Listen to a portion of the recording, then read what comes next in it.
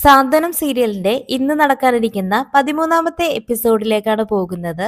ഗോമതിയുടെ പിറന്നാളുമായി ബന്ധപ്പെട്ട് അവിടെ ഉണ്ടാക്കിയ പായസം ഇന്ദ്രാമ തന്നുവിട്ടതാണെന്നുള്ള സത്യം പിന്നീട് ഗോമതി തിരിച്ചറിയുന്നു.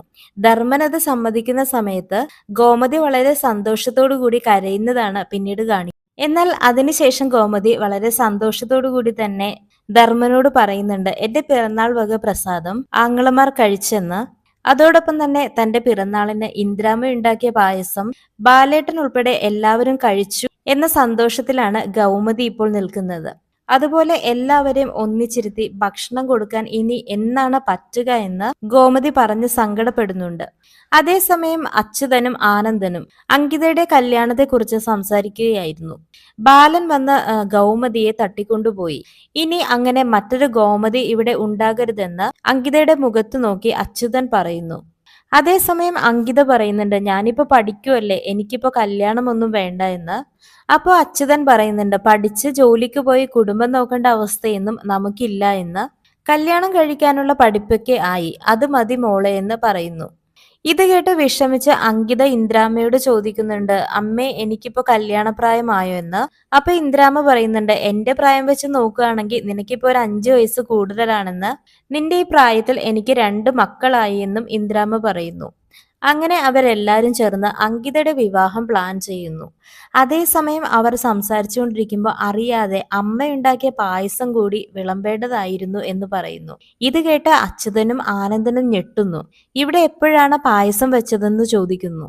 പെട്ടെന്ന് ഇന്ദ്രാമ്പ പറയുന്നു, നിങ്ങൾ എന്തൊക്കെയാണ് ഈ പറയുന്നത്, പായസം ആരുണ്ടാക്കിയെന്നാണ്. അപ്പോ മരുമകൾ ഇങ്ങനെ പറയുന്നുണ്ട്, അമ്മ എന്താണ് പറയുന്നത്, ഗോമതിയുടെ പിറന്നാളിന് അമ്മ ഉണ്ടാക്കിയ പായസത്തെ കുറിച്ചാണ് പറയുന്നതെന്ന്. ഇത് കേട്ട് ആനന്ദ് ദേഷ്യത്തോടു കൂടി തന്നെ ഇന്ദ്രാമ്മയോട് പറയുന്നുണ്ട്, ഇവിടെ നിന്ന് ഒരു ഉപ്പുകല്ല് പോലും അങ്ങോട്ട് കൊടുക്കരുതെന്ന് പറഞ്ഞിട്ടുള്ളതല്ലേ എന്ന്. നമ്മളെയൊക്കെ ദ്രോഹിക്കുന്നവർക്ക് പായസമല്ല വിഷമാണ് കൊടുക്കേണ്ടതെന്നൊക്കെ പറയുന്നു. അപ്പൊ അച്യുതന്റെ ഭാര്യ പറയുന്നുണ്ട്, അവൾ നിങ്ങളുടെ പെങ്ങളല്ലേ, കുറച്ച് പായസം ഉണ്ടാക്കി കൊടുത്താൽ എന്താണ് പ്രശ്നമെന്ന്. അപ്പൊ അച്യുതൻ പറയുന്നു, അവൾ ഞങ്ങളുടെ പെങ്ങളല്ല, ശത്രുവാണെന്ന്. അതുകൊണ്ട് ആരെങ്കിലും അങ്ങോട്ട് സൗഹൃദം കൂടാൻ പോയാൽ ധർമ്മന്റെ അവസ്ഥ വരും, ആരെയും ഇങ്ങോട്ട് കേറ്റില്ല എന്ന് അച്യുതൻ പറയുന്നു. അമ്മയാണ് പായസം ഉണ്ടാക്കിയതെന്ന് അറിഞ്ഞപ്പോൾ അച്യുതൻ ദേഷ്യത്തോടു കൂടി തന്നെ പറയുന്നു, ഇനി ഇങ്ങനെ ആര് ചെയ്താലും കൃഷ്ണമംഗലത്തിന് പുറത്തായിരിക്കും അവരുടെ സ്ഥാനമെന്ന്. അതും പറഞ്ഞ് രണ്ടുപേരും ദേഷ്യത്തോടു കൂടി തന്നെ പുറത്തേക്ക് പോകുന്നു. അതിനുശേഷം കാണിക്കുന്നത് ആകാശ് വിഷമത്തോടു കൂടി പുറത്ത് ഒറ്റക്ക് നിൽക്കുന്നതാണ്. അപ്പൊ ആര്യൻ ചെന്ന് ചോദിക്കുന്നുണ്ട്, എന്താണ് ഏട്ടാ ഇവിടെ തനിച്ചിരുന്ന് വിഷമിക്കുന്നതെന്ന്. അപ്പോ ആകാശ് പറയുന്നുണ്ട്, മനസ്സൊന്ന് തണുപ്പിക്കാൻ ഇവിടെ വന്നതാണെന്ന്. അപ്പൊ ആര്യൻ പറയുന്നുണ്ട്, ചെയ്യേണ്ട കാര്യങ്ങൾ ചെയ്യേണ്ട സമയത്ത് ചെയ്യണം, അല്ലാതെ ഇവിടെ വന്നിങ്ങനെ നിന്നിട്ട് കാര്യമില്ല എന്ന്. അപ്പോൾ ആകാശ് പറയുന്നുണ്ട്, അച്ഛനും അമ്മയും അച്ഛൻ അവരുടെ പ്രണയകാലത്തെ കാര്യങ്ങൾ എത്ര സന്തോഷത്തോടു കൂടിയാണ് പറയുന്നതെന്ന്. പക്ഷെ ആ സന്തോഷം എന്താണ് അച്ഛൻ മക്കളുടെ കാര്യത്തിൽ കാണിക്കാത്തത്. അപ്പോ ആര്യൻ പറയുന്നുണ്ട്, അച്ഛൻ പറഞ്ഞത് കേട്ടില്ലേ, ഈ വീട്ടിലെ പ്രണയ വിവാഹം അച്ഛനിൽ തുടങ്ങി അച്ഛനിൽ തന്നെ അവസാനിക്കണമെന്ന്. അപ്പോ ആകാശ് ഒരുപാട് വിഷമത്തോടു കൂടി തന്നെ പറയുന്നു, അച്ഛൻ ഈ വീട്ടിൽ എന്തും കാണിക്കാം, അച്ഛന് മദ്യപിക്കാം, നമ്മൾ മദ്യപിച്ചു കഴിഞ്ഞാൽ അച്ഛൻ നമുക്കെതിരെ ചൂരലെടുക്കും. അപ്പോ ആര്യൻ പറയുന്നു, അതാണോ ചേട്ടന്റെ വിഷമം, മണമില്ലാത്ത മദ്യം ഞാൻ വാങ്ങിത്തരാമെന്ന്. അപ്പോ ആകാശ് പറയുന്നുണ്ട്, ആദ്യത്തെ മദ്യപിക്കാൻ എൻ്റെ കയ്യിൽ പണമില്ല എന്ന് വിചാരിച്ചോ, ഇവിടെ അച്ഛൻ എന്തും കാണിക്കാം, പക്ഷെ നമ്മൾക്ക് ഒന്നും കാണിക്കാൻ പറ്റില്ല എന്ന്. എന്തിനു പറയുന്നു, ഒന്ന് ദേഷ്യപ്പെടാൻ പോലും അച്ഛൻ സമ്മതിക്കില്ല. അപ്പോ ആര്യൻ പറയുന്നുണ്ട്, മക്കളായാലും തന്നോളം വളർന്നാൽ താനിൽ നിന്ന് വിളിക്കണം എന്ന കാര്യം നമ്മുടെ അച്ഛൻ അറിയില്ല എന്ന്. എന്നാൽ ഏട്ടന്റെ കാര്യം തുറന്നു പറയണമെന്ന് ആര്യൻ പറയുന്നു. അപ്പൊ ആകാശ് പറയുന്നുണ്ട്, അങ്ങനെ തുറന്നു പറയാൻ എനിക്ക് സാധിക്കാത്തത് കൊണ്ടാണ് എന്റെ പ്രേമം എനിക്ക് നഷ്ടമായതെന്ന്. അപ്പൊ ആര്യൻ പറയുന്നുണ്ട്, ഏട്ടൻ എന്തായാലും സ്വന്തമായിട്ട് ജോലിയൊക്കെ ഇല്ലേ, പിന്നെ എന്താണ് അച്ഛനോട് കാര്യങ്ങളെല്ലാം തുറന്നു പറഞ്ഞാലെന്ന്. അപ്പൊ ആകാശ് പറയുന്നുണ്ട്, അച്ഛനെതിരെ കാര്യങ്ങൾ തീരുമാനിച്ചു കഴിഞ്ഞാൽ അച്ഛൻ അത് വിഷമമാകുമെന്ന്. അപ്പൊ ആര്യൻ പറയുന്നുണ്ട്, അതൊന്നും നോക്കണ്ട, ഏട്ടൻ ഇഷ്ടപ്പെട്ട പെൺകുട്ടിയുടെ കാര്യം അച്ഛനോട് പറയാൻ. അപ്പോൾ ആകാശ് വിഷമത്തോടു കൂടി തന്നെ പറയുന്നു, വേണ്ട, ഇനി അച്ഛൻ തീരുമാനിക്കുമ്പോൾ മതി എനിക്കൊരു കല്യാണം എന്ന്. അതിനുശേഷം ആര്യൻ മുറിക്കകത്തേക്ക് ചെല്ലുമ്പോൾ ആനന്ദ് വിഷമിച്ചിരിക്കുന്നതായിട്ടാണ് കാണുന്നത്. അപ്പൊ ആര്യൻ പറയുന്നുണ്ട്, ഒരാളെ വീടിന് പുറത്ത് വിഷമിച്ചിരിക്കുന്നു, ഒരാളെ വീടിനകത്തും വിഷമിച്ചിരിക്കുന്നു. അച്ഛനാണെങ്കിൽ പഴയ പ്രേമകഥ പറഞ്ഞ് ചിരിക്കുന്നു. ഇതെന്തൊരു വിചിത്ര കുടുംബമാണെന്ന്. അപ്പോൾ ആനന്ദ് വിഷമത്തോടു കൂടി തന്നെ പറയുന്നുണ്ട്, മീനാക്ഷിക്ക് റവന്യൂ ഡിപ്പാർട്ട്മെന്റിൽ ജോലി കിട്ടിയതോടുകൂടി മീനാക്ഷിയുടെ കല്യാണം നടത്താൻ തീരുമാനിച്ചിരിക്കുകയാണ് വീട്ടുകാരെന്ന്. മീനാക്ഷി കെട്ടാൻ അച്ഛൻ സമ്മതിക്കില്ല. ഇത് കേട്ട ആര്യൻ പറയുന്നു, കെട്ടാൻ സമ്മതിച്ചില്ലെങ്കിൽ എങ്ങോട്ടെങ്കിലും വിളിച്ചിറക്കിക്കൊണ്ടു പോകാൻ. അപ്പൊ ആനന്ദ് ചോദിക്കുന്നു, വിളിച്ചിറക്കി കൊണ്ടുപോയാൽ എങ്ങനെ ജീവിക്കും, എനിക്കൊരു ജോലിയില്ലെന്ന്. അപ്പൊ ആര്യൻ പറയുന്നു, മീനാക്ഷിക്ക് റവന്യൂ ഡിപ്പാർട്ട്മെന്റിൽ ജോലിയില്ലേന്ന്. എന്നാൽ ഭാര്യയുടെ ചെലവിന് ജീവിക്കാൻ താൻ തയ്യാറല്ല എന്ന് ആനന്ദ് പറയുന്നു. അത് കേട്ട് ആര്യൻ ദേഷ്യപ്പെടുന്നുണ്ട്. ഭാര്യയുടെ ചെലവിന് ജീവിക്കാനും വയ്യ, അച്ഛനോട് കാര്യങ്ങൾ തുറന്നു പറയാനും വയ്യ എന്ന് പറഞ്ഞ്. അപ്പോ ആര്യൻ ഇവിടെ ഒരു റിസ്ക് എടുക്കാൻ തയ്യാറാകുന്നു. നിങ്ങൾ സ്നേഹിച്ച പെൺകുട്ടിയെ കല്യാണം കഴിക്കാൻ സമ്മതിക്കണമെന്ന് താൻ അച്ഛനോട് പറയാൻ പോവുകയാണെന്ന് ആര്യൻ പറയുന്നു. അങ്ങനെ രണ്ടും കൽപ്പിച്ച ആര്യൻ അച്ഛന്റെ അടുത്തേക്ക് പോകുന്നു ഈ കാര്യങ്ങളൊക്കെ തുറന്നു പറയാനായിട്ട്. ആര്യൻ വരുന്ന സമയത്ത് ബാലനും കോമതിയും കണക്കുകൾ നോക്കിക്കൊണ്ടിരിക്കുകയായിരുന്നു. എന്നാൽ അത് പറയാൻ പോകുമ്പോൾ ബാലൻ ഇവിടെ ആര്യനെ തെറ്റിദ്ധരിക്കുകയാണ്. നീ ഇവിടെ ഏതോ ഒരു പെണ്ണിനെ കണ്ടുവച്ചിട്ടുണ്ട്. ഏട്ടന്മാരുടെ കാര്യങ്ങൾ ശരിയായാൽ പിന്നെ നിന്റെ കാര്യങ്ങൾ പെട്ടെന്നാകും.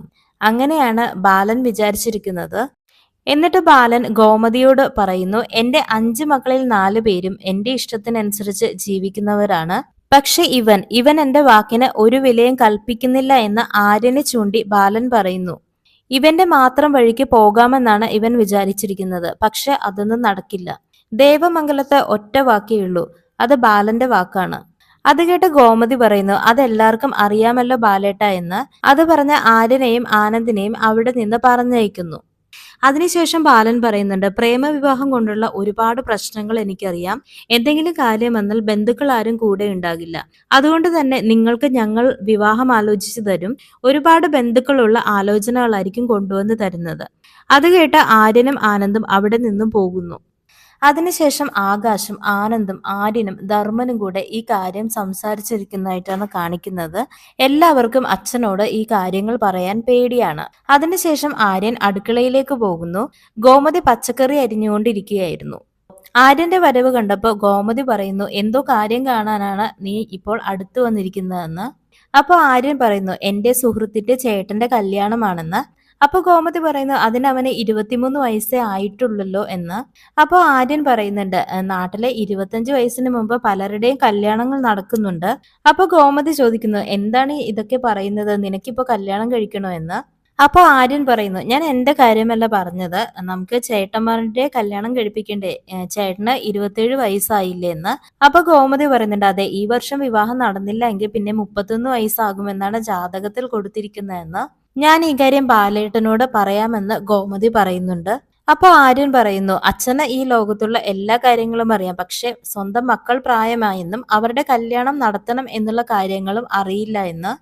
അത് കേട്ട് ബാലൻ അടുക്കളയിലേക്ക് വരുന്നു. ആര്യനോട് ചോദിക്കുന്നു, ആരുടെ കല്യാണത്തിന്റെ കാര്യമാണ് നീ പറയുന്നതെന്ന്. അപ്പൊ ഗോമതി പറയുന്നു, അത് ആനന്ദിന്റെ കല്യാണത്തെ കുറിച്ചാണ് പറഞ്ഞതെന്ന്.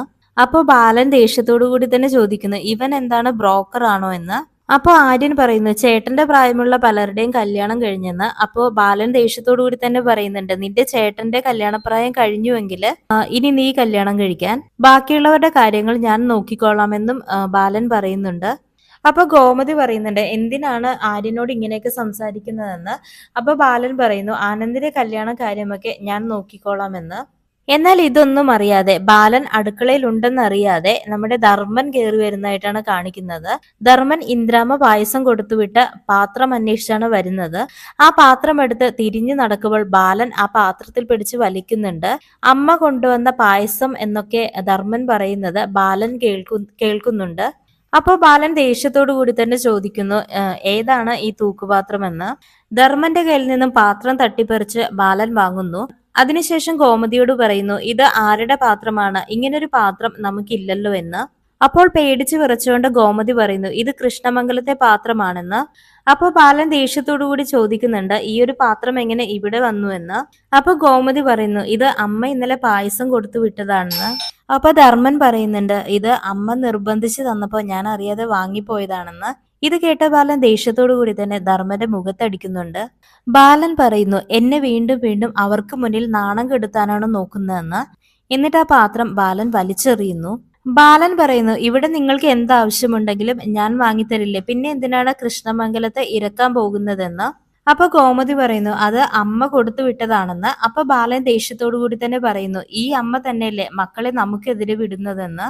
അപ്പൊ ധർമ്മൻ പറയുന്നുണ്ട് അളിയ ചേച്ചീനെ വഴക്ക് പറയത് ഞാനാണ് പായസം കൊണ്ട് കൊടുത്തതെന്ന്.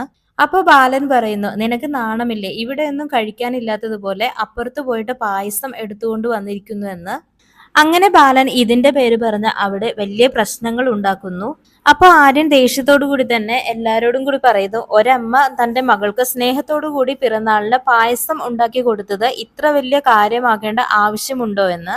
അപ്പൊ ഗോമതി പറയുന്നുണ്ട് ആര്യ അച്ഛന് മേലെ നിന്റെ ശബ്ദം ഉയർന്നു പോകരുതെന്ന്. അപ്പൊ ബാലൻ പറയുന്നു അവൻ പറയട്ടെ, എല്ലാവരും ചേർന്ന് എന്നെ അപമാനിച്ചപ്പോ സമാധാനമായോ എന്ന്. ഇനി ആരെങ്കിലും കൃഷ്ണമംഗലത്ത് പോയി എന്തെങ്കിലും വാങ്ങുകയോ കൊണ്ടുവരികയോ ചെയ്താൽ അവർക്ക് ഈ വീട്ടിൽ സ്ഥാനമുണ്ടാകില്ല എന്ന് ബാലൻ താക്കീത് കൊടുക്കുന്നു. അതിനുശേഷം ബാലൻ ഗോമതിയോട് പറയുന്നു എന്നെ നാണം കെടുത്താൻ നീയും കൂടെ കൂട്ടുനിന്നല്ലേന്ന്. ഇതും പറഞ്ഞ ദേഷ്യത്തോടു കൂടി ബാലൻ അവിടുന്ന് ഇറങ്ങി പോകുന്നു. അപ്പോ ഗോമതി അതിനുശേഷം നന്നായിട്ട് കരയുന്നുണ്ട്. ആ സമയത്ത് ആകാശ് വന്ന് പറയുന്നു ഇതൊക്കെ പതിവല്ലേ, ഇത് വിചാരിച്ച് എന്തിനാണ് വിഷമിച്ച് കരയുന്നതെന്ന്.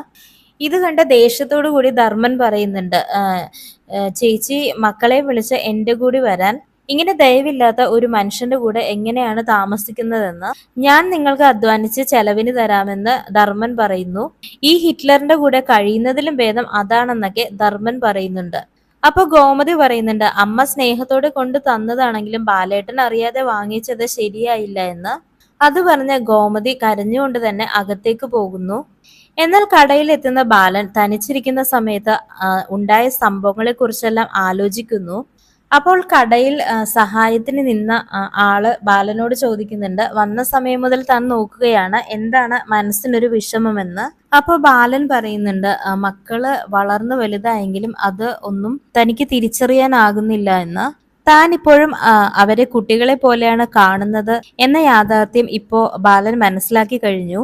അപ്പോ അയാൾ ചോദിക്കുന്നു ഇപ്പൊ ഇതൊക്കെ എന്തിനാണ് പറയുന്നതെന്ന്. അപ്പൊ ബാലൻ പറയുന്നു അതിനൊരു കാര്യമുണ്ട്, ആ ഒരു ബ്രോക്കറിനെ പെട്ടെന്ന് തന്നെ വിളിക്കാനും മക്കൾക്ക് കല്യാണാലോചന നടത്തണം എന്നുള്ള കാര്യങ്ങളും പറയുന്നുണ്ട്. അത് കേട്ട് ആര്യനും ധർമ്മനും സന്തോഷിക്കുന്നതായിട്ടാണ് കാണിക്കുന്നത്. ഉടനെ തന്നെ കല്യാണം നടത്തിയേക്കാം, ഇനി നമ്മുടെ കുടുംബത്തിൽ പ്രായം തികഞ്ഞ ആരും നിൽക്കണ്ട എന്ന് ബാലൻ പറയുന്നു. ഇത് കേട്ട് ധർമ്മൻ ഒരുപാട് സന്തോഷിക്കുന്നുണ്ട്. അളിയന് ശാപമോക്ഷം തന്നു എന്നും എത്രയും പെട്ടെന്ന് തന്റെ കല്യാണം നടക്കുമെന്നും ആര്യനോട് ധർമ്മൻ പറയുന്നുണ്ട്. അതിനുശേഷം ധർമ്മൻ വിവാഹം കഴിക്കാൻ പോകുന്ന പെൺകുട്ടിയെ കുറിച്ച് ഇങ്ങനെ സ്വപ്നം കാണുന്നതായിട്ടാണ് കാണിക്കുന്നത്. ഇത് കണ്ട് ആകാശ് പറയുന്നു ഇതൊരു നല്ല ചാൻസ് ആണ്, അച്ഛൻ വിവാഹം ആലോചിക്കാം എന്ന് പറഞ്ഞ സ്ഥിതിക്ക് ബ്രോക്കർ വഴി മീനാക്ഷിയുടെ കാര്യം അറിയിക്കണമെന്ന്. അങ്ങനെ ഇതോടുകൂടി ഇന്നത്തെ എപ്പിസോഡ് അവസാനിക്കുന്നതായിട്ടാണ് കാണിക്കുന്നത്. അപ്പോൾ സാന്ത്വനം സീരിയലിന്റെ അടുത്ത എപ്പിസോഡിലെ പുതിയ വിശേഷങ്ങളുമായിട്ട് വീണ്ടും കാണാം. ബൈ.